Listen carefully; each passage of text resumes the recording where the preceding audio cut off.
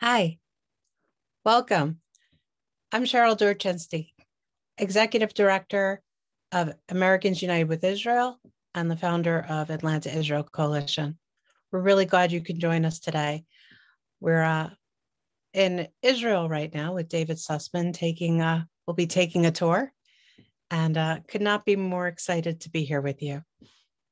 We definitely want to thank our sponsors who allowed this to happen. And that would be the Jewish Federation of Greater Atlanta, the Consulate General of Israel to Southeast, the Evans Family Foundation, and Herut North America, World Herut. We have some wonderful promotional partners I need to thank, and some media partners, and we could not do this without you. So thank you to all of our partners. Thank you to our media partners. Hillel,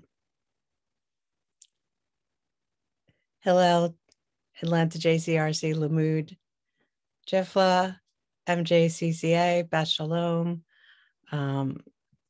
Congregation or Hadash, B'nai B'rith International, Hadassah Haya Evolve, Hebrew Order of David International and the Kosher Barbecue Festival, Weber School, Rams for Israel, Simon Wiesenthal Center, Congregation B'nai Torah, the Augusta Jewish Museum, Jewish Federation of Central Alabama, St. Louis Friends of Israel, United with Israel, of course, and IFSI. So thank you all again. Could not do it without you. Now, if you have any questions today, we will definitely try to get to them. Just hit the Q&A button and type it in, and I'll be reading them to David. David is here with us right now. David, hi. How are you, Cheryl? Great, thanks. We're so excited you're here with us. Thank you again for showing us around.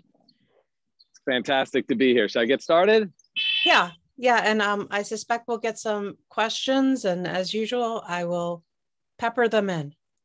Wonderful, sounds great. Well, everybody, I'm David Sussman, your personal tour guide here in the beautiful land of Israel. And I need to say thank you to the Atlanta Coalition, as I always do, for consistently bringing out and offering wonderful content all about Israel, and of course, producing these live virtual tours for your pleasure, wherever you are in the world. It is the Atlanta Coalition, Israel Coalition, and that's because they're based in Atlanta, but they have a far reach around North America and really around the world. We get a lot of feedback from people in Europe and in Africa and Asia, people who are tuning in, who want to connect to Israel in a deep, meaningful way and find out what's happening here on the ground. And especially if you guys joined us, I think it was just a couple of weeks ago in the holy city of Sfat, we did take a nice chunk of time and discuss a little bit about the political climate here and, of course, the conflict that just occurred in Gaza. They produced a wonderful rally in Atlanta. So they do a great deal of work connecting people with Israel and giving them the truth of what's happening here on the ground. And if you're into this sort of thing, which I assume you are, since you're tuning in, please, when you get the opportunity to, whether it's via an email or on their Facebook page, which I know a lot of you are tuning in, hit that donate button, because we can't do it without your assistance. And every dollar you goes to blessing Israel, goes to blessing the people who are living here, including myself, but also it goes to bringing this great content in order to connect people around the world. And we need your help. So please, please donate whatever you can. So as you know, this is a tour of the ancient and the new, the old, the new, the modern city of Tel Aviv, the ancient city of Jaffa, or Jaffa as it's pronounced in English. And we are now standing in that ancient city, but on the edge of the modern city of Tel Aviv, which you can see the buildings behind me right now. And well, I guess it's 5 o'clock because I can hear the church bells over here. That's right. Jaffa is a very significant place, both in Judaism as well as Christianity. And we're going to touch upon all of that. Over the course of the next 90 minutes or so, we will see lots of archaeology, some of the beautiful art that's being made here in Jaffa, and of course, talk about the history, both old and new, and all points in between. So let's not wait and get started right now.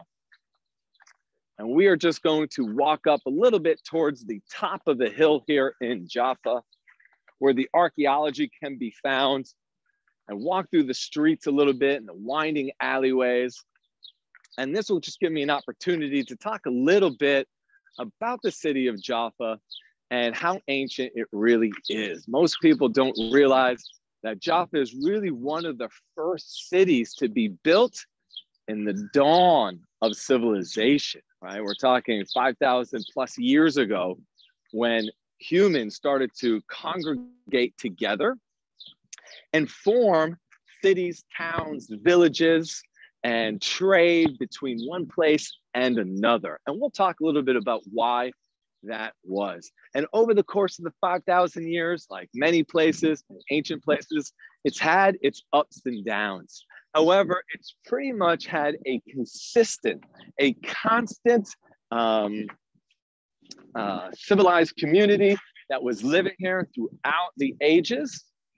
And with the exception of roughly about 300 years during the Mamluk period, roughly 1267 CE, that's the Common Era. Some people refer to it as AD. And 1516, when the Turks took control of the land. So roughly about 300 years during that Mamluk period, Jaffa was desolate. And maybe we'll have the opportunity to discuss a little bit about why that was a little bit later on during the tour. Now, Jaffa was very, very important historically here in the land of Israel, whether it was the Jews living here or the Canaanites before us, or if it was the Christians, the Romans, the Muslims, whoever it was, Jaffa was a very important place because it's really the only natural harbor here in the land of Israel. Our largest harbor today, which is located in Haifa, there's a small bay there, the Haifa Bay, but most of the port there is man-made. And the one in Ashdod, continue straight, the one in Ashdod is completely man-made. So this is really the only natural harbor, and we'll see the rocks that formed it, the wave breakers. And because it was the only natural harbor, naturally it became a very, very important place for all the import and the export port and the commerce and the financial dealings of the land, but also in order to absorb people coming into the land. And that also includes what we call the First Aliyah, right? Aliyah comes from the word alot, which means to go up. And that's what we talk about, Jews who've returned to the land of Israel. We call it Aliyah, going up. Now, what does it mean to go up? It means spiritually rising up to a greater place than you were when you were living outside the land. So we call it Aliyah. And the first Aliyah is really the first massive wave. The truck coming by, so I'm just going to pause for a second.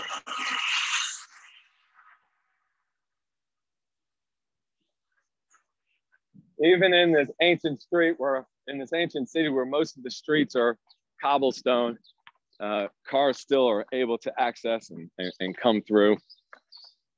So as I was saying, the first massive wave of Jews returning to the land of Israel, the first Aliyah. Of course, Jews were constantly living here throughout the entire 2,000 years when we were treated as second-class citizens in our own land.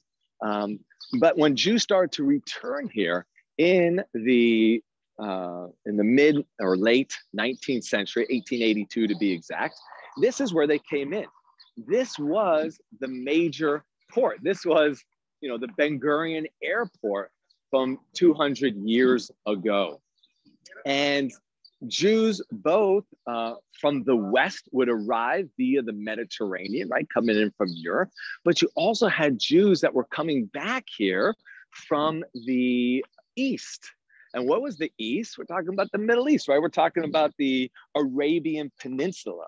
We're talking about places like Yemen, right? And these Jews from Yemen, you got to remember, this is before the digital age. Right now, I'm speaking to you live from Israel, from the city of Jaffa, which, you know, if you told people even just 100 years ago that we would be able to do this, they would think that you're insane. Now imagine going back a couple hundred years ago, there was no telephones. And I'm sure many of the Jews who were coming back and coming home from the land of Israel, that were coming home from, can you hear me? From the land of coming home to the land of Israel from Yemen, and Jews from Europe probably didn't know that there was a Jewish community in either one of those places, even if they knew that there was a place called Yemen, which might have been highly unlikely. And I can just imagine what those Yemenite Jews must have thought as they were traveling by foot and with horses and camels and donkeys, arriving in via the east in the same way that we did at the end of the story of the Exodus. And the Jews coming in right here from the city of Jaffa, from the port, and they're coming in. These Yemenite Jews must have taken off their sunglasses and said, "You've got to be kidding me. There are white Jews in this world?" And that's because we had been separated for so long that we just thought that the Jews were those around us, that there weren't Jews that were white or African Jews who were black and Yemenite Jews who were brown.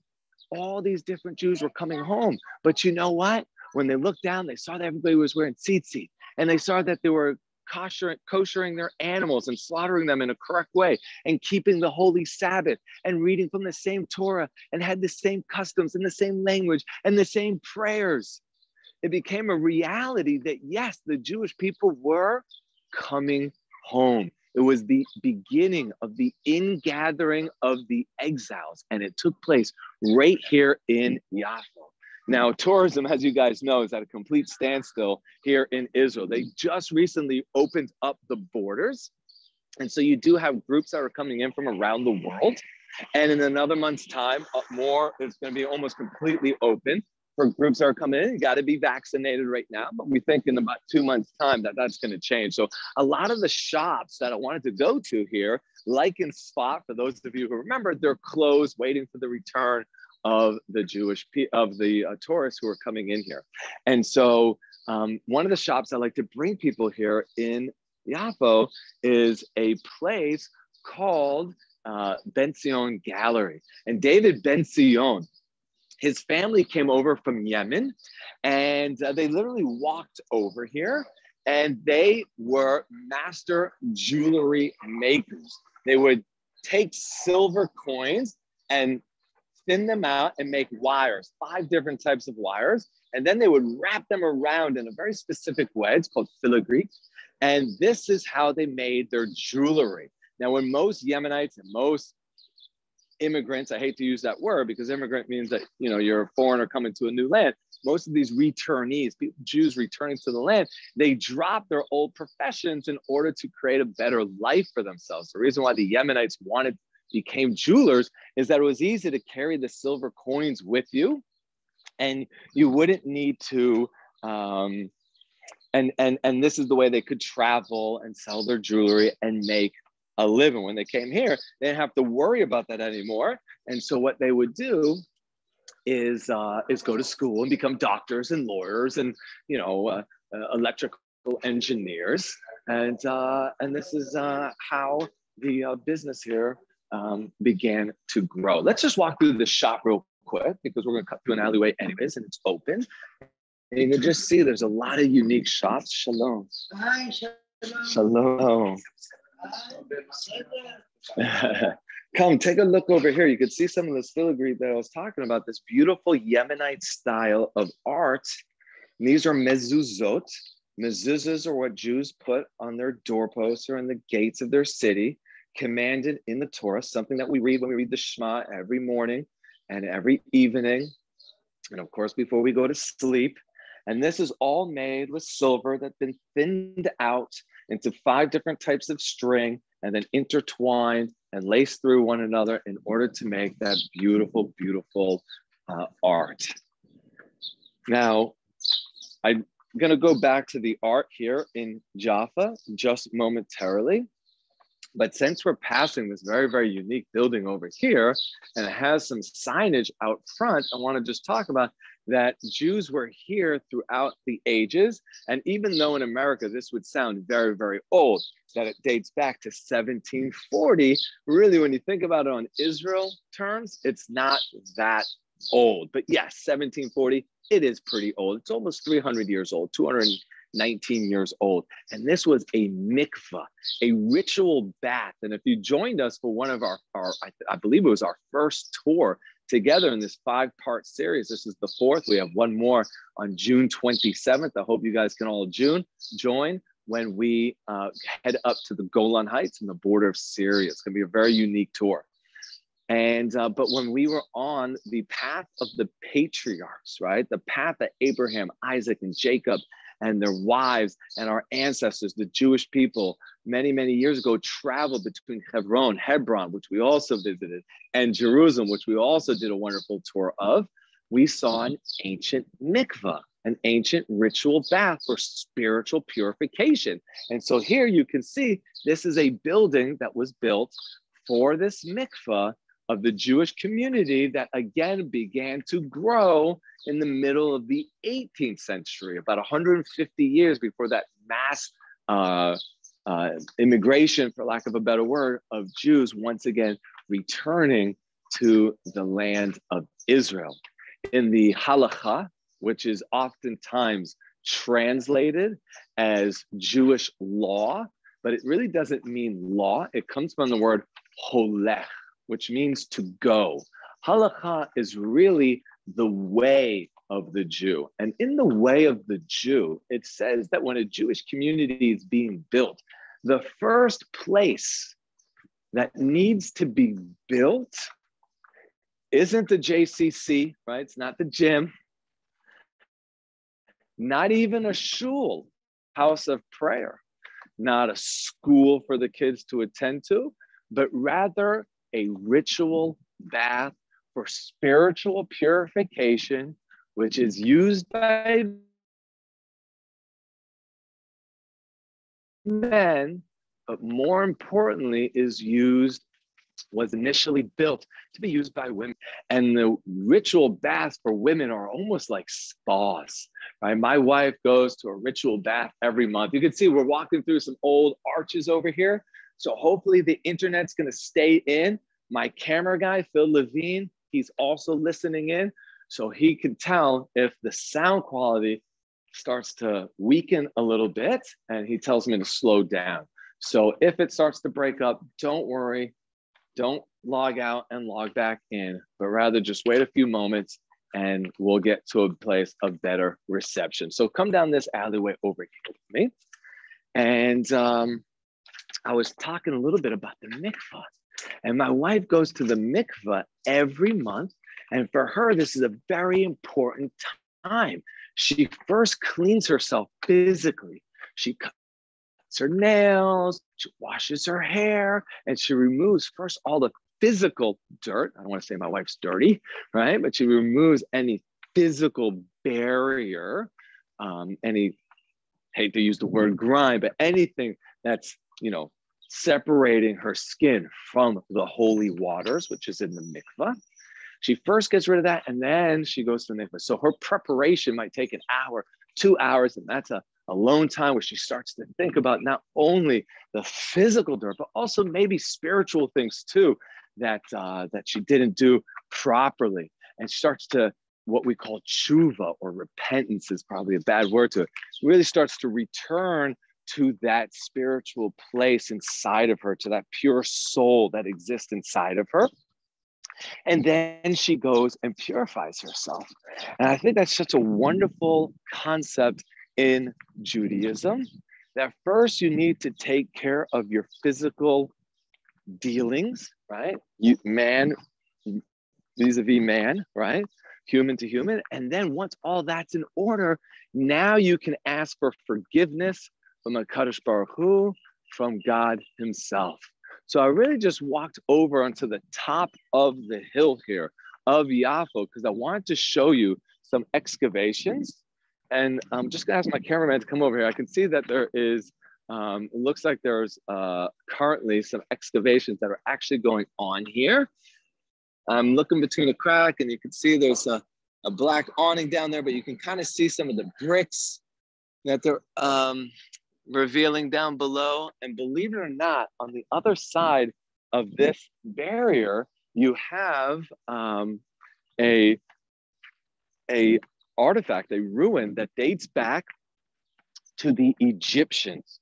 When the Egyptians ruled the land of Israel, at that time known as Eretz Canaan, and it even has hieroglyphics on it.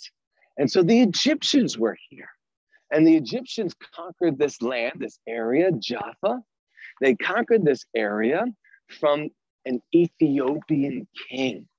And that Ethiopian king had built fortified walls all around.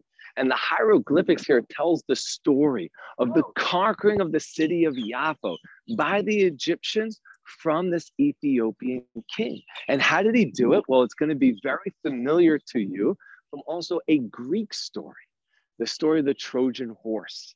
And that's because the Egyptians realized that the walls were too fortified, that they would not be able to breach them. They instead said, we surrender. You're more powerful than we are. Here is a gift of baskets of gold. And the Ethiopians took that in. And of course, there was Egyptian soldiers that were inside those baskets. And when they were celebrating at night, they came out and they were able to conquer the city. And that's how this became Egyptian. And the Egyptians ruled here for 300 years. But before I go up to the tippity top, where I'm going to show you this beautiful piece of art from Dani Caravan, an Israeli artist who recently just passed away, like within the last couple of weeks, I believe it has, maybe even last week.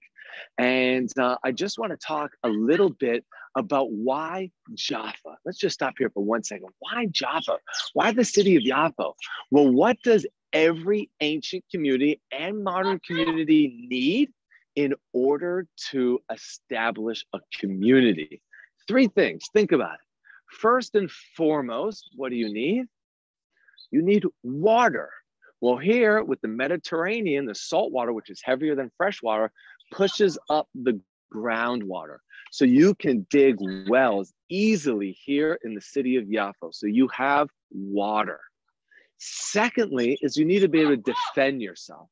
When we're at the top of the hill and you look all around at the city of Tel Aviv and Jaffa and Bat Yam to our south and Holon even a little bit further south, and you look east to Givat and towards the Judean mountains, you'll see that it's all flat here in the coastal plains. And these flat coastal plains from this hilltop, which is one of the only hilltops in the area, you can see far and wide so you can defend yourself. The higher up you are, the easier it is to defend. And so Jaffa both had water and it was easy to defend. Now, the third thing's a little bit harder to guess or to know, and that is commerce. You need to be able to make money. You need to be able to trade, which means you need to be on a trade route. So where is our trade route? Our trade route here in Jaffa is the port. It's the Mediterranean. It's the rest of Europe. So here in Jaffa, there was a lot of trade. They were able to make a lot of money. They were able to defend themselves on the top of the hill, which I'm climbing up to right now. And they had water here, which made it the perfect place. And that's why the Egyptians wanted to be here. And that's why Jaffa was one of the first communities established by mankind as well in the dawn of civilization. So I told you that I wanted to show you a beautiful sculpture that was sculpted by an artist by the name of Dani Caravan. And what we have here are 3 motifs. And these 3 motifs, oh, I'm hearing an echo. Okay, maybe it's just me, my cameraman saying it's just me. We have these 3 motifs over here. And are you on mute? And we have these 3 motifs over here, shaped like a triumphal arch, not such a Jewish thing. But this triumphal arch, if you look at it from 2 different directions, come around this way. If we look at it from this direction, we look out towards ancient Jaffa. This represents our past, right? Beautiful. And then looking in this direction, we have the modern city of Tel Aviv. And I'm going to talk about the modern city of Tel Aviv in a little while when we have a beautiful vantage point of it. But what I wanted to show you right here was that this is the story of the Jewish people. The very, very top of it is the conquest of the land of Canaan. And what you can see at the very, very top are these bearded figures, and they're holding something in their hands. Well, these bearded figures are Kohanim. These are the Kohanes. These are the Jewish priests. And what are they holding in their hands? They are holding a ram's horn, known in Judaism as a shofar. The shofar is blown traditionally in the month of Elul, and of course on Rosh Hashanah, which is known as the holiday of the shofar, the blowing of the shofar, and then again on Yom Kippur. The shofar, the ram's horn, is an important symbol in Judaism. But why are these Kohanes, these priests, holding it? Well, this is the story of the conquest of the city of Jericho, the first city to be liberated, captured, conquered, however you want to word it, in the land of Canaan by the Jewish people. And God said, this one's on me. I'm giving this one to you as a gift. There will be no fighting. I'll defeat it for you, but you're not allowed to take any of the spoils of war. What you need to do is send out your priests, send out the Kohanim, the Kohanes, and with shofar in hand, have them circle the city, not once, not twice, not 3 times, to quote LeBron James, but 7 times. Just like a bride in a Jewish wedding circles her chatan, her groom, in under the chuppah, the wedding canopy, she circles her husband 7 times. 7 is also a very significant number in Judaism. It breaks through all of the physicality when you can get to the number 8, which turns sideways, as the infinite, which represents everything spiritual. So the woman circles her husband 7 times to break down the walls that divide them so that they can become one with each other. In the same way, here in the city of Jericho, the Kohanim circled the city 7 times. And after the 7th time, unlike in a Jewish wedding, they take their shofar and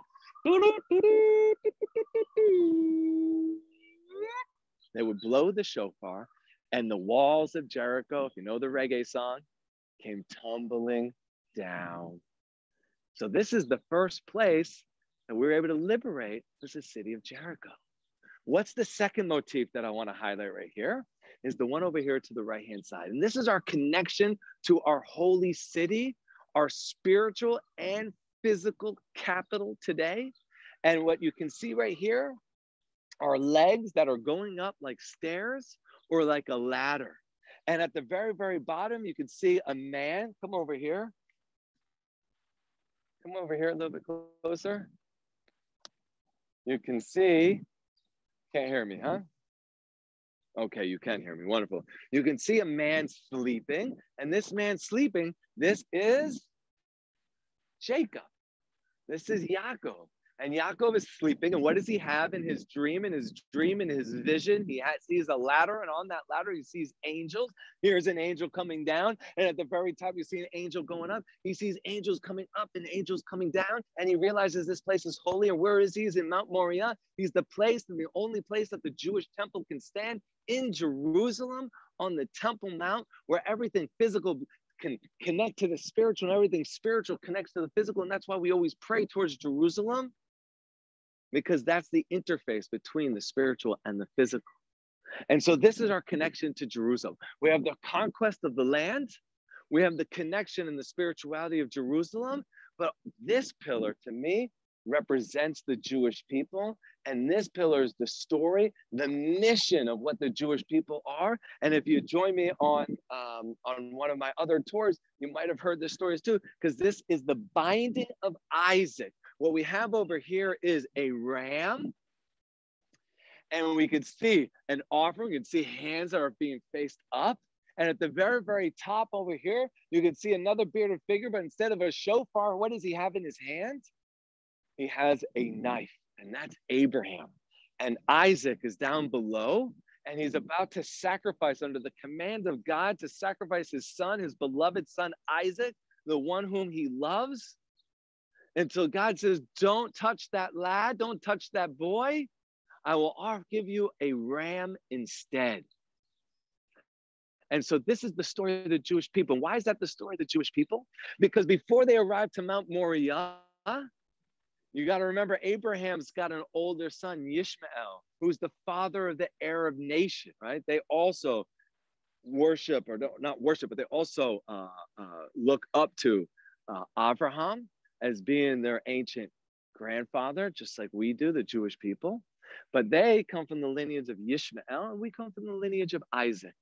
And so he comes first with his older son, Ishmael, and a couple other assistants, and they get to a place called, or where's the Tayelet today in Jerusalem, and they're overlooking Mount Moriah. Nobody's there at that time. Abraham gets off his horse. He begins to cry. He can't believe what he's looking at. And he says to his assistant, Elazar, who had been with them for decades at that point, preaching monotheism. He says, do you see what I see? He says, no, boss, I don't see it. And he looks to Ishmael's older son. He says, do you see what I'm seeing? And he says, no, I don't get it. We're here to sacrifice and to kill Isaac. He's been a thorn in my side since the day he was born. Let's get rid of him and head back to Beersheba, where they live, the land of many wells. Beersheba, 7 wells in Hebrew.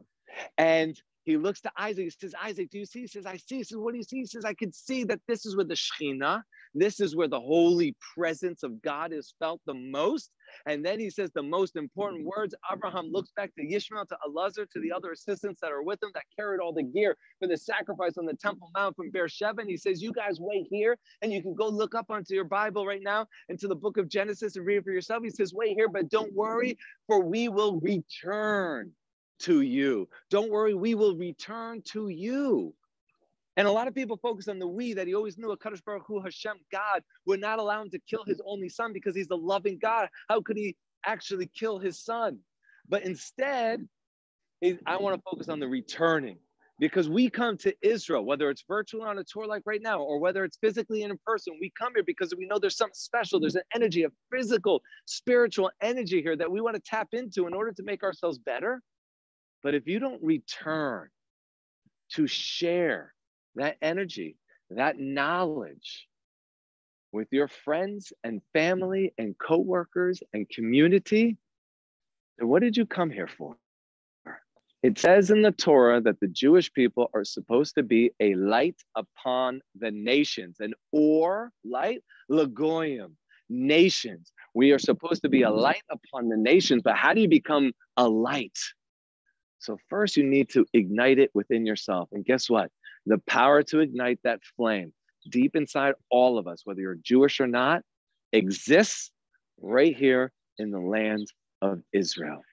Come for yourselves. Come visit. I know that the Atlanta Israel Coalition right now, we're working, developing an itinerary in order to bring all of you, and we had over 400 people sign up for today's tour, so that we can come and celebrate together when this COVID business is behind us, that we can come together and celebrate that which unites us, not that which divides us, that which unites us, and tap into that spiritual energy. And of course, bring it back to Atlanta, North America, or wherever it is that you guys are from.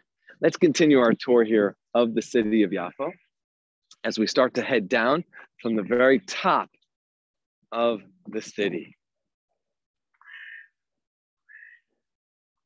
It is an absolutely stunning, beautiful day here. I know it's only the beginning of June, but it feels like high summer already. It's probably about 85 degrees here. It's already after 5 o'clock, 5:30. The sun's going to be setting in a couple hours. People are getting off of work. And what do? They head out to the beaches. Maybe at the end of the tour, we'll get a little sense of what the beaches look like. We'll walk down towards that direction, and people are playing volleyball and throwing the frisbee, and there's running tracks, and people are getting their exercise. And Tel Aviv is a hustling, bustling city. It's really our financial capital, right? Jerusalem's our political capital. It's definitely our spiritual capital. But Tel Aviv is our financial capital. This is where the stock exchange of Israel is located, and a lot of the industry and a lot of the businesses here. So funny, I'm just looking over here and the grass is so green. How do they keep the grass green? It doesn't rain here, 6 months out of the year. From October to April, it rains. After that, it doesn't. So it has to be irrigated. And exactly where I wanted to bring my camera guy, Phil, in order to see the beautiful church that's behind me that we can hear. It's exactly 5:30. The church bells are going off. But the sprinkler system just came on. So we're going to find another location. Can we go over there? No, we'll go down. Okay. So I'm going to take you all the way down here. And hopefully we'll be able to, even though we'll be so close to the church, hopefully we'll be able to see it from in its entirety, or at least most of it, and the important part. Because really, Jaffa is a very, very, very important site for Christians, and every Christian group that comes to visit the city of Jaffa comes to visit Israel, comes to visit the city of Jaffa. And the reason why is that really what happens here, according to Christian theology in the Christian scriptures, is that this is the place, watch out, bike's coming, is that this is the place where Peter, right, according to Christian theology, Jesus' number one disciple, is given permission via a vision to reach out to the non-Jews. If you have read Christian scriptures before, you know that Jesus never once preaches to the non-Jews. In fact, Jesus even tells his disciples, there's 12 of them, but he's got many students. He even tells his disciples, don't go and frolic amongst the non-Jews. Why? Why is Jesus saying this to his disciples? We have to remember that during the Second Temple period, which is the time of Jesus, right around before the Common Era and the Common Era, we'll call it the year 0, right? During this time, you had two types of people. You had Jews who were monotheistic, and you had polytheistic idol worshipers. So he's pagans, right? He's basically telling them, don't go and frolic with the pagans, because if you do, they will start to warp your way of thinking, and they'll have an influence on you. And God forbid, you'll become idol worshipers yourselves. We know that the influence of idol worship was so rampant during the First Temple period that according to Jewish tradition, the first temple, which stood for over 400 years, that was built by King Solomon, was destroyed, and nothing happens without the will of God, was destroyed because the Jews began to practice, I hate to say it, idol worship. So we can see that this was a serious influence. So he said, don't go there. Don't frolic amongst them. But here, right, we have this church according to Christian tradition, and this is a Catholic church dedicated to who they refer to as a saint, Saint Peter. And Peter has a dream here. He has a vision. And in his dream, he sees all of this non-kosher food, like pork, bacon, right? He sees shellfish, shrimp, lobster, clams, things that are not permissible to eat by Jews in the Bible. And he hears in his dream, he hears a heavenly voice, and that heavenly voice says, "Hey, Peter, eat up, enjoy." And Peter says, "Wait a second.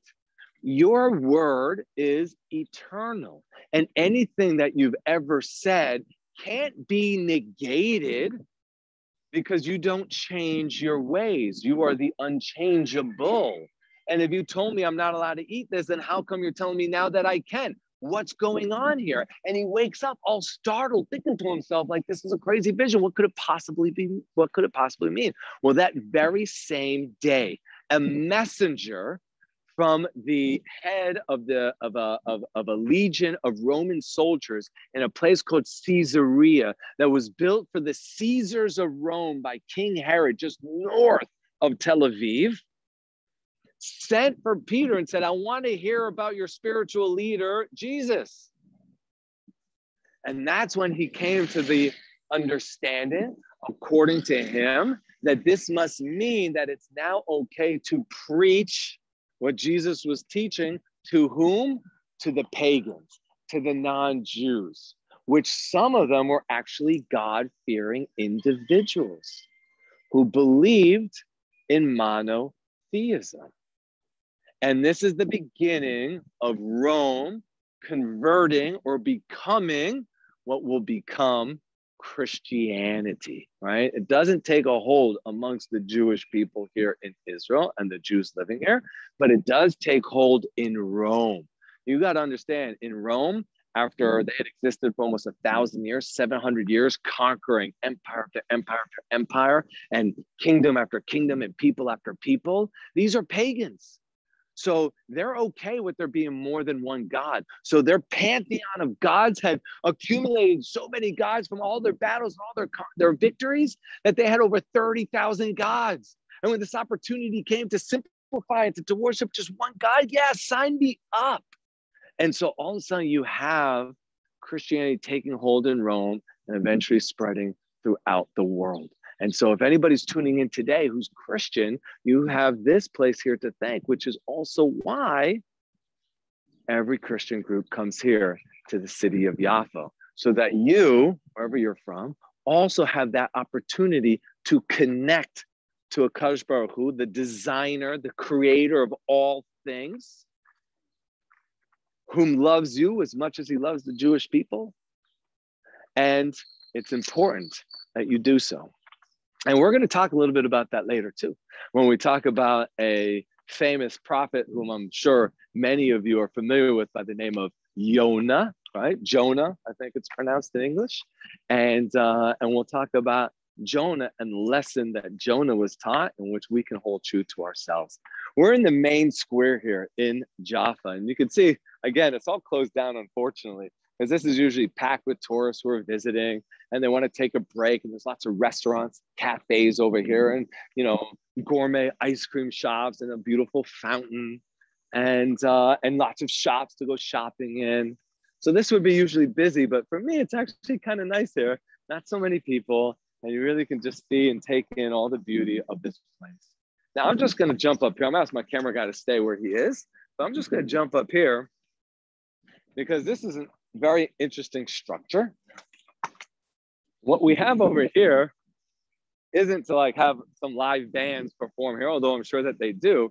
Underneath this structure is an archaeological excavation, which we unfortunately can't go down because there would be no internet there, and we would get disconnected. But what you have under here are the ruins from the Second Temple period and post-Second Temple period during the Roman period of a thriving Jewish marketplace here in the city of Jaffa. So lots of archaeology here, lots of places to visit when you come.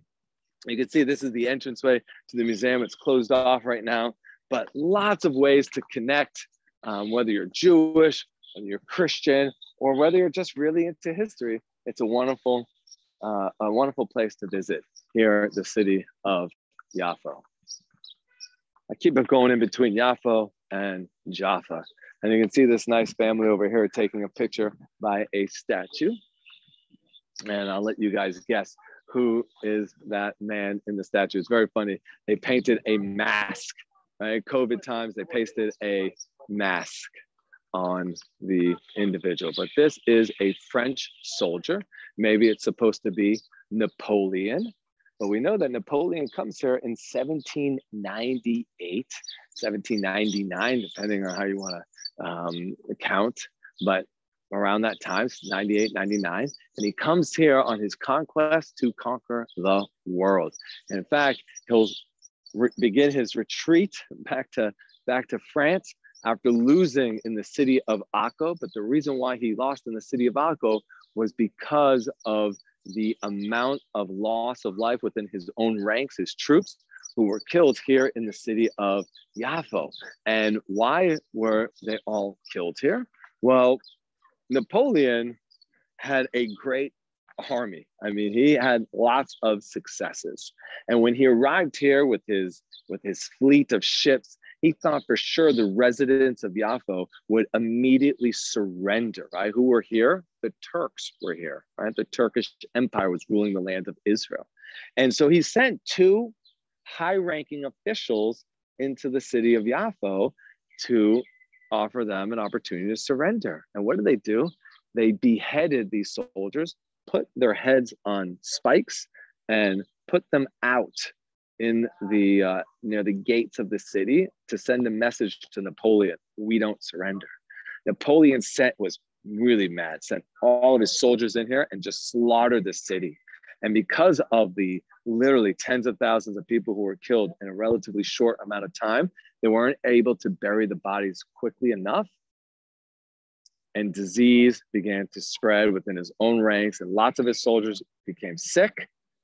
They traveled up north to Akko, left the rest of them behind, and he didn't have the numbers to defeat the city of Akko. And when he returned here to Jaffa, depending on whose history book you want to read, because history is his story. Well, according to the French, Napoleon was empathetic to these soldiers and gave them an opium type of medicine and gave them a peaceful death because they were all sick. But if you wanted to take the French story, he comes here and so mad that his soldiers got sick and so mad that his soldiers refused to come to the land of, to fight in Akko, he killed them all by giving them the opium type substance and made them overdose. Again, history is his story.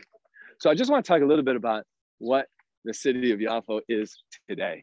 So after 1948, War of Independence, Jaffa was predominantly an Arab city. Many of those Arabs that were fighting against the Jewish state and attacking the residents of Tel Aviv and the Beit Tzedek, many of them, when they saw that they were losing the battle, fled. And they ran with the Egyptian army, or they ran with the Jordanian army, and they left the city of Jaffa. Some of them stayed, and at the end of the War of Independence, they became citizens of Israel.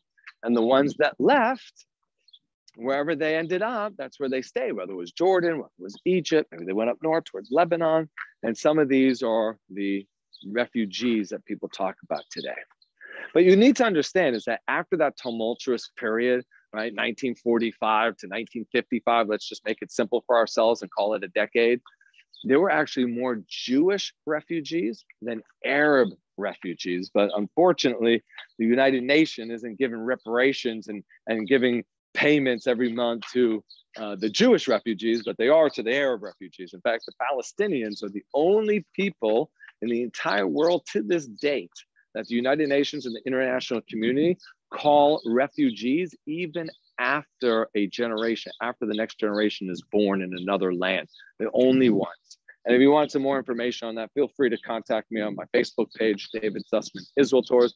I'm happy to answer any of the questions in depth that I've been talking about in the subject matter or any of my tours. And of course, you can scroll through the Atlanta Israel Coalition Facebook page, which is a really good idea if you're not familiar with it already, because there's really a lot of great content there about Israel, but also all the previous tours, the virtual tours that we did, Path of the Patriarchs, the city of Hebron, the old city of Jerusalem, and of course, just a couple of weeks ago, the holy city of Sfat, and today, the city of Jaffa.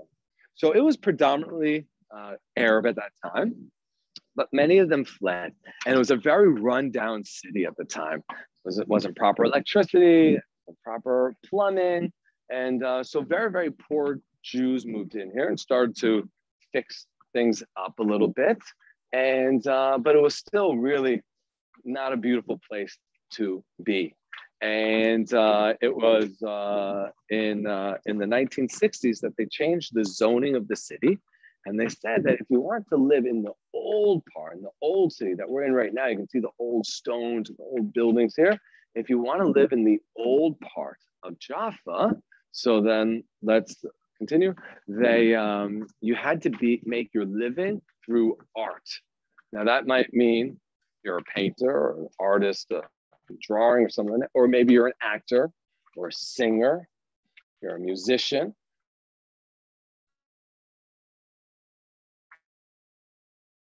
But you had to make your life. Oh, let's go a little bit further. My cameraman tell me that y'all can't hear me clear. Let me know when you can hear me. Just coming up to an area that's a little bit more clear. Can you hear me now? Great, wonderful. So we'll just come over here. And I think there's some more stairs down here that we can walk down. Look at this big, beautiful tree over here, huh? Just gorgeous. I wouldn't mind living in this house right here. Have this as your front yard. And of course, just swing around here, Phil. And you guys can see the beautiful view that they have from their amazing patio. You can see that's the Mediterranean over there. We're walking down now the other side. We walked up the far side. We're now walking down the western side of Jaffa, and we're going to end up near the Mediterranean Sea. But I just wanted to tell you that what happened here during that economic development of the city of Jaffa that began in the 1960s when they changed the zoning so that the people who lived here had to make their livelihood through art is that they opened up all their galleries here. And so before Sfat, when people came to visit Israel, they would come to Jaffa in order to buy their mementos and to buy their art that they were going to hang up in their house to commemorate their trip to the land of Israel. Today, most people do their shopping, their high-end shopping for their art in the city of Sfat, which is known for its artist colony. But it originally was here in the city of Jaffa. Now, we're going to go back to those high walls. So we're probably going to walk quick. Let me go first. We're probably going to walk quickly. And I'm just going to be quiet here because you're not going to really be able to hear me anyway. So let me get in front of you, Phil. And you guys can just follow me down here. And if I do get cut out, don't log out. Stay online. I'll log back in, okay? It's happened before. So if you've been on one of my previous tours, you know what I'm talking about. And just be careful, Phil, use the railing if you need to.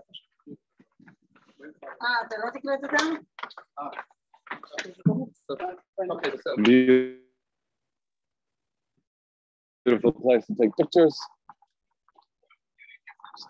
All right, cool. Give me the time check too. David? Sure. Hello? Yep, can you hear me? I can hear you. We have somebody right. who would like to know if you could repeat the name of the church that we just visited. It was called the Church of St. Peter. And in Jaffa, because obviously there's a lot of churches named St. Peter, but the one in Jaffa. St. Peter and Jaffa, perfect. Yeah. And another person would like to know what language you think Jews in the land of Israel spoke at the time of Jesus. Wonderful. Excellent question. So it was during the time of the second time. I'm just going to pause for a minute. We got a military helicopter going by. Maybe you can get that on the camera. It's a little loud.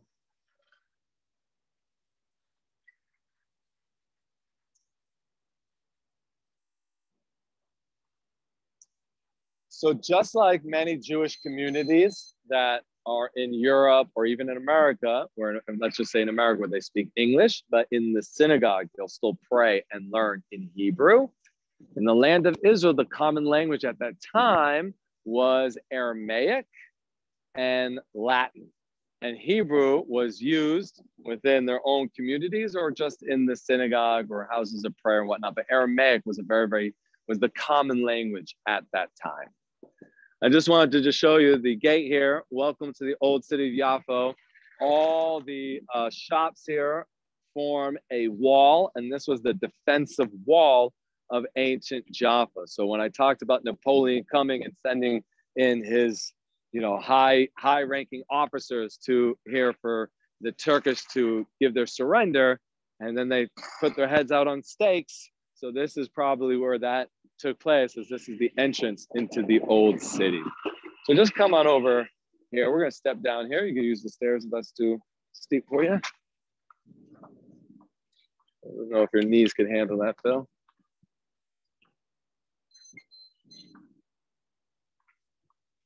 We're just going to come out over here.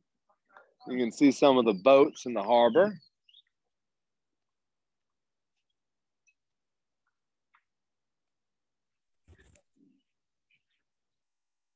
So, it's beautiful.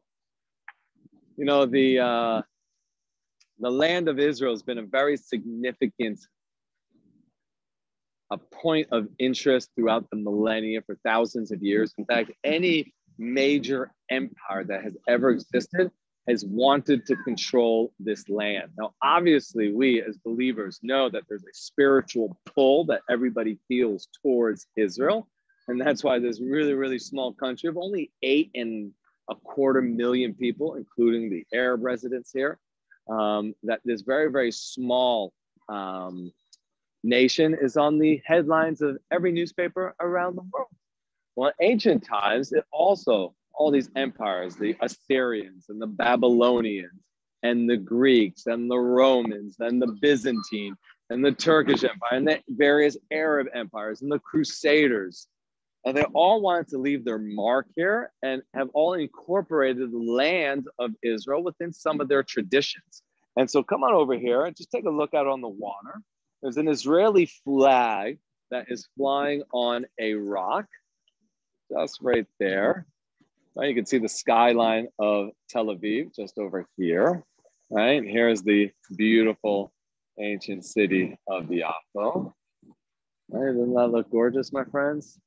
Here's the harbor, right? The beautiful boats. There's actually a very unique theater just down the street over here. It's a one-of-a-kind theater. All of the actors and actresses are both deaf and blind. That's right, deaf and blind. How do you direct a deaf-blind person? It's a very interesting place. And I highly suggest that when you guys come with the Atlanta Israel Coalition for a trip to Israel, that you go there. They also have a unique restaurant. It's called Blackout, where you eat in entirely pitch black and you come to really become more appreciative of our eyesight. But I wanted to talk about those rocks right there. They're called Andromeda's rocks. Andromeda is a Greek mythological story.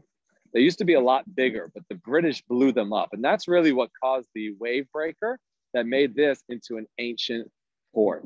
The British blew that up and built, you can see right here, a concrete barrier. And this is the modern British port that was built right over here. And this was really the main port into Tel Aviv and into Israel in the early 20th century. But unfortunately for the Arabs, they went on strike in 1936, all the way until 1939, protesting all of this, this new wealth and this new commerce and the Jewish people who were coming to the land of Israel. And so what we did was we said we can't not have a port. So all the way on the horizon over there, you can see some other buildings. That's the far end of Tel Aviv.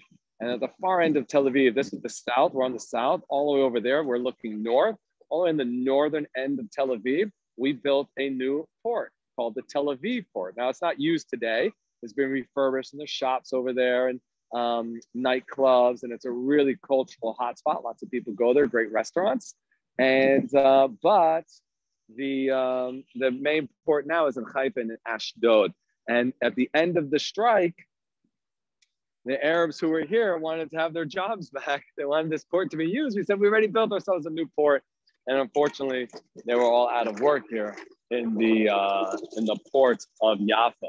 But Andromeda's rocks is a Greek mythological story where the king and queen of Jaffa at the time had a beautiful young maiden daughter. And Poseidon, right, the god of the seas, so it was Poseidon, the god of the seas, wanted to marry her and said, you need to give her as like a sacrifice and strip her down and chain her to the rocks of Jaffa. And I will send a sea creature to swallow her up and bring her down to me. And but Perseus came in and saved the day. And with the head of Medusa that he had severed off and put into this magical wallet that he could carry it in. And he had these sandals that had wings that allowed him to fly, showed Medusa's head to the sea creature, and the sea creature turned to stone. And of course, that's the stones that we see over there. And that's why they call them Andromeda's rocks. So we can see even Greek mythology is here in the land of Israel. But they were blown up by the British, and they built this new, it's not so modern anymore, but they built a modern port for the time over here in Jaffa. Now, Jaffa in the last 10 years has had another economic, I don't want to say it, has economic growth, and lots of high-end restaurants have opened up down here. And obviously with the beautiful view of the Mediterranean, you can understand why. And I see some people are hanging out. So maybe some of the restaurants are open down here for the locals that live in Tel Aviv and in Jaffa and around Israel who are coming to visit and want to eat at a nice restaurant with a beautiful view. I know that I would want to eat here if I wasn't with you all right now. So let me just open it up right now as we're walking a little bit through this area to see if there's any questions that you guys have of Jaffa or any of the subject matter that I touched upon. Cheryl, do we have any questions? Yes, somebody wants to know about synagogues there and in the area. So if you could share anything about that or the rabbis who live there in the area. So I would say Tel Aviv, and I lived in Tel Aviv for about 6 years. I'm much more religious today than I was when I first came here to Israel about 20 years ago. When I first came to Israel about 20 years ago, there were very, very few rabbis and few active synagogues here in Tel Aviv. It's really a secular city, as a lot of major big cities are. However, there's been a tremendous amount of spiritual renewal here in Tel Aviv. So there are religious communities that are popping up, but I wouldn't say that there's any synagogues here in Jaffa or really in Tel Aviv. Not to say that they're not noteworthy, but nothing that I know about well enough to really share with you and give it the proper respect that it deserves. You can see some people hanging out here. There's a little cafe, Sylvia Cafe over here. You can see a gentleman ordering some coffee just on the other side of you, Phil. But all the ancient synagogues that are here in Jaffa, the ones that existed here 2,000 years ago or 1,500 years ago, all of those, whatever's left of them, have been opened up as museums and places to visit to remember what was here at that time. Do you have any more questions? If not, I'll continue. Yeah, I think at the moment people are enjoying the view. Someone asked if you mentioned St. Peter's. What about the meal called St. Peter's fish? The meal that's called St. Peter's fish. So I believe that the St. Peter's fish actually comes from the first time that Jesus reaches out to his disciples, which is on the Sea of Galilee, known here in Israel as the Kinneret. And correct me if I'm wrong, but I believe that Peter's original name was Andrew. And it was Andrew and Simon who were on the boat in the Kinneret. And he says to Andrew and Simon, he says, "You are fishermen who fish fish, but I will make you fishermen who fish men." And so I think that's really where that term St. Peter's fish comes from. But it is a fish that lives in the Kinneret. And when you guys come visit, you can have fresh St. Peter's fish. I believe it's also known as Denise. On the shores of the Sea of Galilee. We have one more. Yeah, great. And that's all for now. Is the government helping businesses that are unable to open due to the virus? Because we passed by some that weren't open. Yes. So different businesses and different sectors are getting various types of help. Obviously, anything isn't good enough. And I think that there's room to complain for everybody. It's a difficult situation. I think that every country is facing right now, how to deal with this pandemic, how to help those that are in need without collapsing the entire economy of the state or of the country or the place that you live. So I can really only speak on my personal level. So I own a tourism company and I bring in, all various types of groups, trips that people can join, private family trips, and synagogues and organizations as well. So I have, what's an LTD here in Israel. It's not called an LTD, it's called a BAM. But I have an LTD over here, and I'm in the tourism sector. And the tourism sector was completely annihilated. So if you lost 85% of your income during this time, in the very beginning, the first 6 months or so, the government helped you out with 15% of whatever your net income was for those months. So obviously it was a lot less than we'd all hoped for, but at the same time, it kind of helped us a little bit without depleting all of our savings. And now that we've passed that time period, for the tourism sector, they're helping out with a little bit of money. And it really does not, it's about half of what my wife and I and our families daily or monthly allowance that we need to survive. It's about half of that. So every month we need to dip into our savings to make up that other half during this time. What can we do? It's a difficult time period for everybody. We tried to pivot a little bit, do these virtual tours for everyone. I have a Patreon site that people can go to and have a subscription and get videos of Israel as well. And I've had some supporters in America who have who've given to my family and myself, and there's organizations that are helping people out as well that have been devastated by the pandemic. So I appreciate that question. They are helping out. Obviously, it's never enough. When is it ever enough? And but they are helping out. I hope that answered your question. Yes, thank you. We have some information. Somebody wanted to let everyone know that St. Peter's fish is a type of tilapia. And one of the viewers said the chief rabbi of Israel, Shlomo Gordon, lived and had a synagogue in Tel Aviv. Also, the Hasidic Guru sect had their rabbi and Shitepek. Did I say it right? I don't know. Stiebel. Thank you. In Tel Aviv for years, plus many others. And wonderful. I didn't want to insult anybody saying that there weren't too many that were very active. Obviously, this is Israel. There's lots of religious communities and synagogues that are open. I thought the question was more like, is there a specific synagogue that I knew a story to share?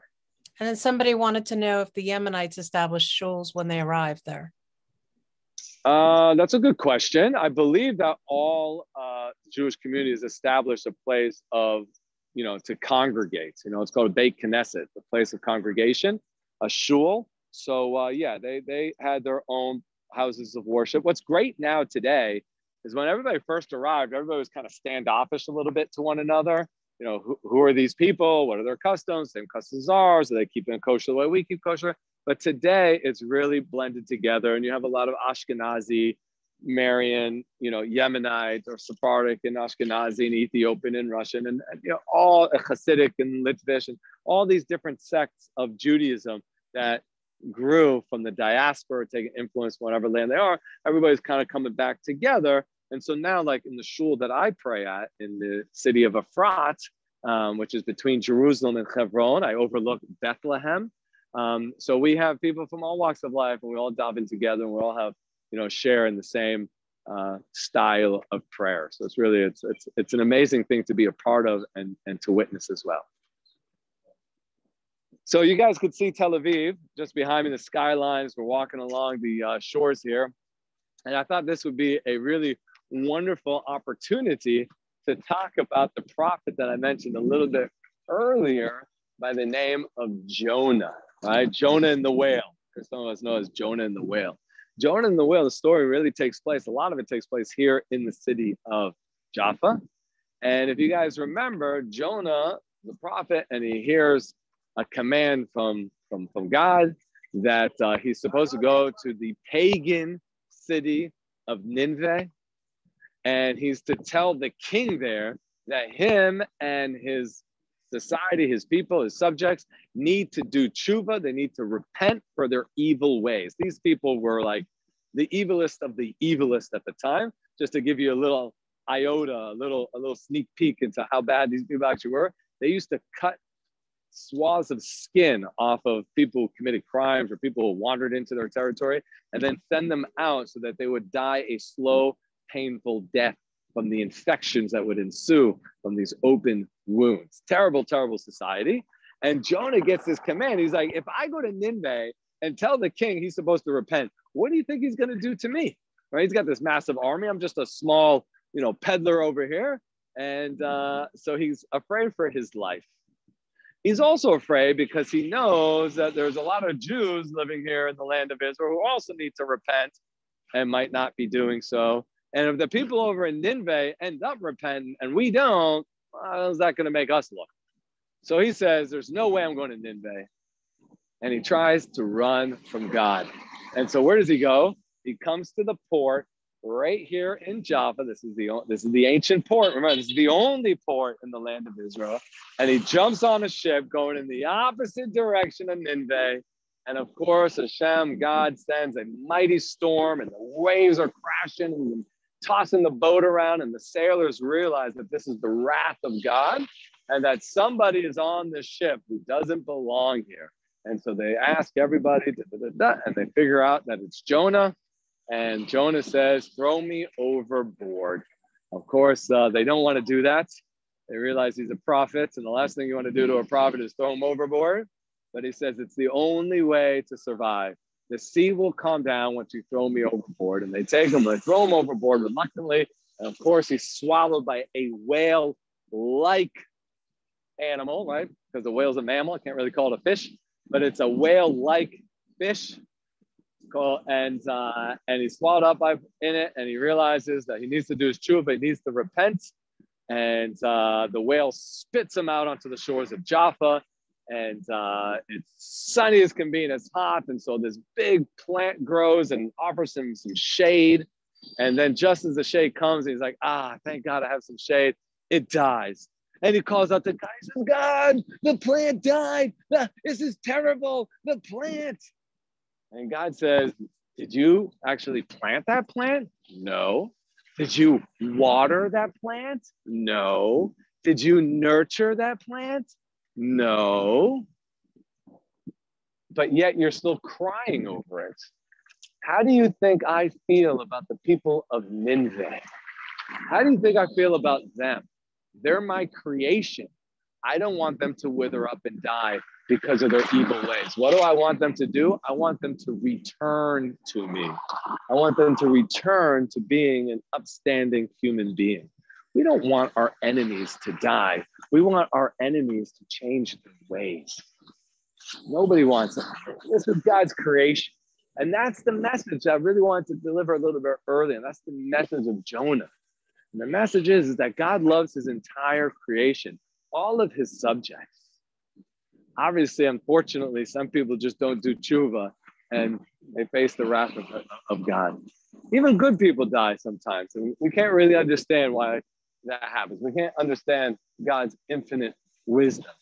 But the story of Jonah just shows us that he doesn't just love the Jewish people. He doesn't just love these people or just those people. He loves all of his people. And when we realize that humanity is really one and that we're all created by the same creator under his image, then hopefully we'll have peace at all of our borders. So we're just going to continue walking along the shore here. And what I want to bring you to is to a beautiful overlook. It's just around the corner a little bit to see the incredible skyline of Tel Aviv and talk a little bit about its development in 1948 or before, when it was first created, and to talk a little bit about its independence. So I just grabbed the camera a little bit here. I think my cameraman's hand or arm is getting a little tired, but just look at those waves crashing up against the rocks. That skyline of Tel Aviv has changed so dramatically over the last 20 years. 10 years ago or 12 years ago now, 13 years ago now, 2008, when the world was in an absolute economic decline, Israel was actually having a booming economy. Here you can see some of the young people here hanging out on this, like what they would call, I guess, a hipster beach. You can see a little bit of the graffiti on the walls. When I used to live here in Tel Aviv about, 15 years ago, 20 to 15 years ago, I lived here for about 6 years. Nobody came to this beach. But it looks like now it's becoming a little bit more popular. And there's some people here. So when I lived here 20 years ago, 15 years ago, a lot of these buildings weren't here. But when the rest of the world was actually having a little bit of a dip in their economies, Israel was growing tremendously via high tech in the medical field. And a lot of these office buildings that you can see on that skyline were built during that time. And they continue to do construction. I don't know if you guys can see it, but there's a lot of cranes. You know, there's a classic joke here in Israel that the Israeli national bird is the crane. Of course, I'm not talking about the cranes, the birds, but rather talking about the cranes that are used in all the buildings in the construction here. And you get a little better view of the shore there. The hipsters hanging out, playing paddle ball, a very popular game to play on the beach. And of course, the frisbee, something that we took from the Americans, or us Americans, including myself, brought here. When I came here in 2001, I would be one of the few people playing frisbee on the beach. Now it's very, very common to see people playing. And it is now about almost 6:30 here. So in another half hour, 45 minutes, the sun's going to begin to set. You can see it's kind of low down on the ocean right now. And there's going to be a beautiful sunset today. And a lot of the people are just finishing up from work or coming out here. There's a little circle down there, and people are playing guitar. And they're going to come here to enjoy a beautiful sunset, go for a swim, maybe spark up the barbecue, make a nice dinner for themselves, and have a little party. So we're almost at the location I want to be at in order to tell you a little bit about Tel Aviv. But this is a new hotel right here called the Satai. And this used to be, believe it or not, a prison built by the British. This was the outside right here of the city walls of Jaffa. Right? So it went around here. And this was a prison that was built by the British. And it really kind of was left, I wouldn't call it abandoned. There was some government offices there, but it was really left, wasn't well taken care of. And this hotel came in and pumped a lot of money into it, did a lot of preservation. And now it's like a real proper 5-star hotel here in Tel Aviv, Jaffa. Jaffa and Tel Aviv are now under the same municipality. A little bit further, we'll go where the grass is because it's a little busy right here right now. And then we'll look out onto the skyline of Tel Aviv. And really, Tel Aviv is a young city. We just celebrated our centennial, right, in 2009. Okay, so 12 years ago. So it's 112 years old. In 1909, a group of Jews, about 66 Jews, came out here to the city of Tel Aviv and purchased just sand dunes. All of this was just sand dunes. Everything that you see, the entire sky. It's really amazing just to think that, we came here and turned a pile of sand into this, multi-billion-dollar industry city that's thriving and, has just a giving so much to the world and innovation coming out of the city of Tel Aviv. This was all sand dunes, and they purchased it for like crazy, obscene amount of money. In those early years in the late 19th century, early 20th century, we purchased a lot of the property from Arab landowners who owned a lot of it. And they realized that we were going to give them so much money. They were happy to sell it. And of course, we have the deeds. This was all done during the Turkish Empire. And this was one of the areas. And we built the first community just out of Jaffa. It was called Neve Tzedek. But Tel Aviv was supposed to be something different, right? It was like, that clothing line called Fubu, for us, by us. Well, Tel Aviv was like the Fubu of the Jewish people. It was a Jewish city, the first one in 2,000 years to pop up, a Jewish city that was actually built by Jews. And just a remarkable feat. Beginning in 1909, they came out to these sand dunes, these 66 families, and 2 different bags of seashells with names and numbers written on them. And they would pick a name, right? Goldberg's, going to the other one, lot number 19. Go back in, Weiss, lot number, whatever it was. And this is how the city of Tel Aviv started, only in 1909. And the first mayor was a man by the name of Mayor Dizengoff. Go around the other side. I want them to see the skyline. Over here, Phil. I want to be in the shot. And let's just come down here real quick. And again, a lot of people think that, we're a segregated country. You can see a nice Muslim gathering going on over here. A lot of Arabs that come here. in Jaffa and really all over Israel. It's a free democratic society. People are allowed to travel wherever they want. So Tel Aviv in 1909 just became growing and growing. You have wave after wave of Aliyah, Jews returning to the land of Israel.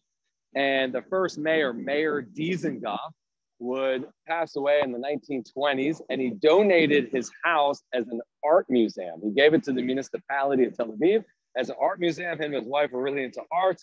That art museum would be used in 1948 on May 14th, just before Shabbat was coming in, as the British were evacuating and leaving the land of Israel. David Ben-Gurion did the unthinkable, the unimaginable, and he stood up in front of the nation of Israel, in front of the Jewish people, but really in front of the entire world and Jews around the world, but all of humanity, and declared that the Jewish people fulfilled the biblical prophecy of returning to their ancient land, the ingathering of the exiles, and that we declare that we are once again independent. We must understand and share this with the world, especially with all the anti-Semitic attacks that we see happening, is that the Jewish people stood in the face of oppression for 2,000 years. There were Jews living in this land throughout all that time. And in 1948, for the first time in all those years, we were finally treated as equals to everybody else in the land. We're always treated as second-class citizens, and we declare independence. We are the hero story of the world. That good can triumph evil as long as you stick to who you are. Stay true to yourselves. What a powerful message that is today, when everybody's just blowing in the wind, you know, like a tumbleweed. Nobody's got their roots down anywhere. Nobody stands for anything. Well, we stood for something. We stood for truth. And because of that, we were able to stand tall, even though we were oppressed for so long. And now we're standing tall in our own land, free and independent. So it's just about 6:30 right now. I just want to leave it open here as we're looking out on the skyline of Tel Aviv, and we have the ancient city of Jaffa on the other side with the church tower over there, St. Peter's Church. If anybody has any questions for me pertaining to this tour or anything really about Israel, as we continue to walk down the beautiful the boardwalk. We do have a question. Wonderful.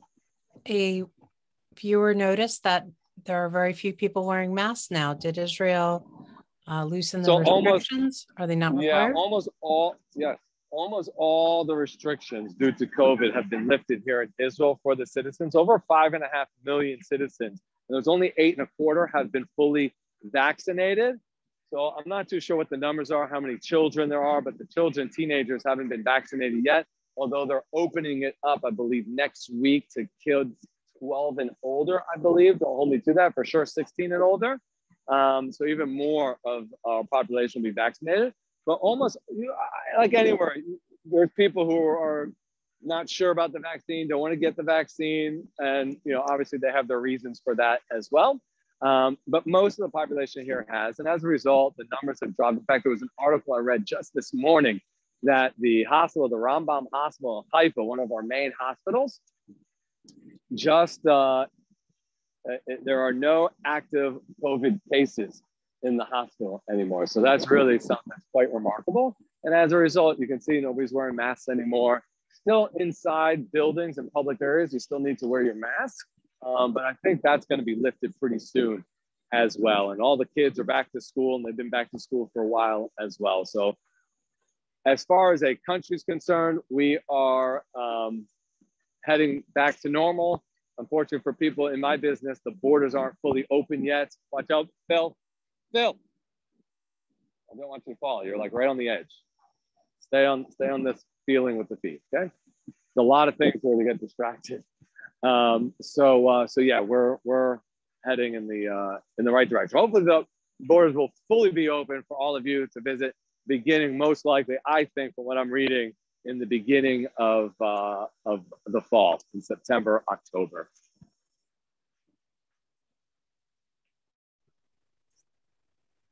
You can see everybody's walking, riding their scooters here, riding their bikes. And this is really just the park area of the boardwalk and the Tayelet.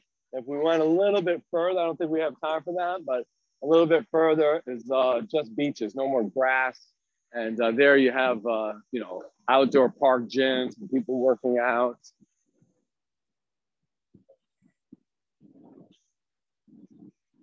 Do we have any more questions here, Cheryl? At the moment, we do not. Okay.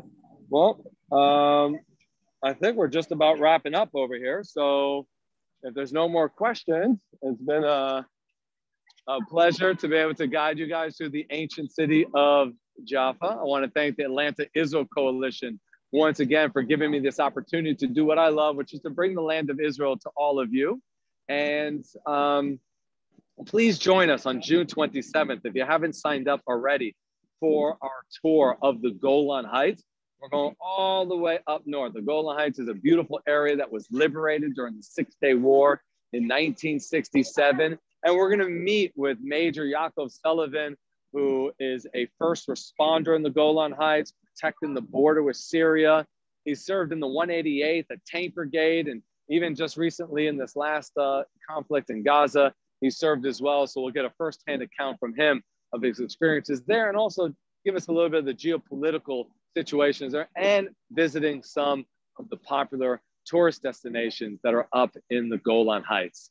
If you didn't make it to our previous live tours, which was the Path of the Patriarchs, the city of Hebron, the old city of Jerusalem, and the city of Sfat, either reach out to the Atlanta Israel Coalition via email on their Facebook page, and they'd be happy to send out a recording to you, or you can just scroll their Facebook page, get all the great content they're delivering about Israel there, but also you can scroll down and find the videos of our previous tours. And if you enjoyed today's tour, please go ahead, hit the donate button, give some to the Atlanta Israel Coalition, bless Israel through them, be blessed through them, and let's keep this thing going so that we can connect people to the truth of what's happening here in the land of Israel. Again, thank you to Cheryl, to Lee, to everybody in the back office of the Atlanta Israel Coalition, and to all of you for tuning in today. I'm David Sussman. Please look up my Facebook page. You're on Facebook right now, David Sussman Israel Tours. Go ahead, give me a like, reach out to me, and let me know what you thought of the tour. I'd love to be able to improve it in any which way possible. And I'd love to hear from you all. So thank you. Well, can you hear from us bless. this soon, David? I'm sorry. We got a few really good last minute questions in. Sure. Can I? Let me hear them. Okay, great. 100%. Someone commented that Tel Aviv and the area is truly beautiful and wanted to know what the cost of living is like in that area. Israel is one of the most expensive cities in the entire world. I'm not too sure if it's ranked number one, but it's definitely in the top 10. There's a common joke here amongst the Americans who live here that Tel Aviv has Manhattan prices, but Detroit wages. So it's an expensive place to live. Everywhere in Israel is really relatively expensive, I think. Jerusalem's also very expensive. When I lived here, it was a little bit less expensive. That was 20 years ago. I think every place was less expensive 20 years ago. But yes, it's a very expensive place to live. They've done a lot of renovating the boardwalk and the beaches and the new apartments and the building. Of course, you have a huge influx of French Jews who've also returned to the land of Israel, moved here to Tel Aviv, buying up apartments. Of course, anti-Semitism in Europe. I mean, in France, it's been pretty bad for a while now.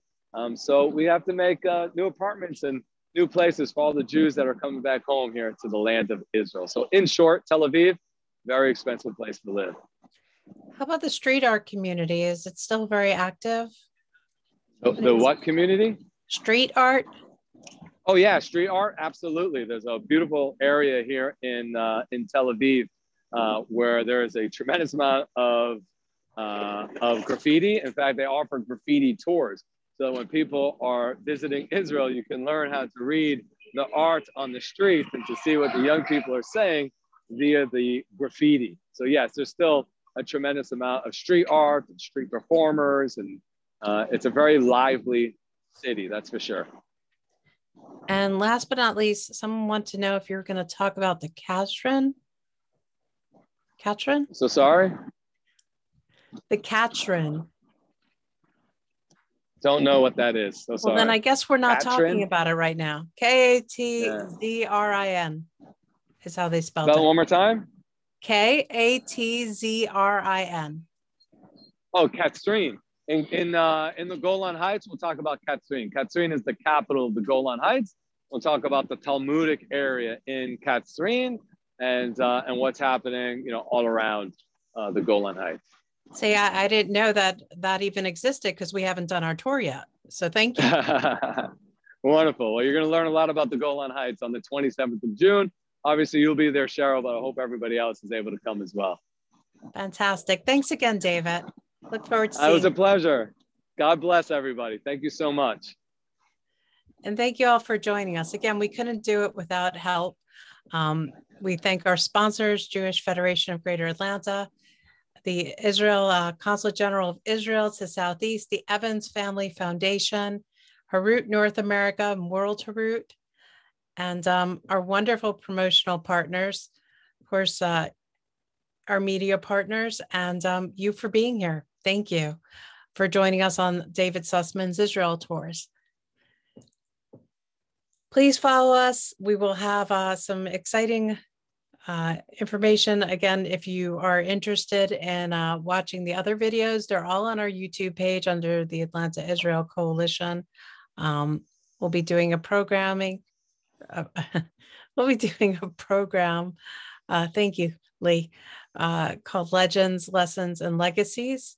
If you're interested in joining, there'll be more information on the page, and we look forward to seeing you again. Thanks.